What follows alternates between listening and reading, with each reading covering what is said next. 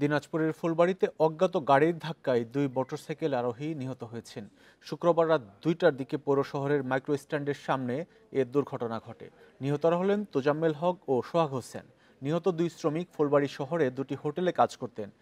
Bundle থাকলে প্রতি সেনমানিতে টাকা বাঁচবে। বিকাশ সেনমানি বান্ডেল কিনে জিতুন প্রতি লেনদেনে। পুলিশ জানায় রাতে কাজ শেষে মোটরসাইকেল নিয়ে বাড়ি ফেরার পথে অজ্ঞাতনামা যানবাহনের ধাক্কায় দুর্ঘটনায় পড়ে। এতে মোটরসাইকেল আরোহী তোজাম্মেল হক ঘটনাস্থলেই মারা যান। অপর আরোহী সোহাগ হোসেনকে উপজেলা স্বাস্থ্য কমপ্লেক্সে নেওয়া হলে চিকিৎসক তাকে মৃত ঘোষণা করেন। এদিকে খুলনার ডুমুরিয়ায় তেলবাহী লরির চাপায় মাহিন্দ্রার এক যাত্রী নিহত হয়েছে। সকালে উপজেলার ফায়ার সার্ভিসের সামনে এ দুর্ঘটনা ঘটে।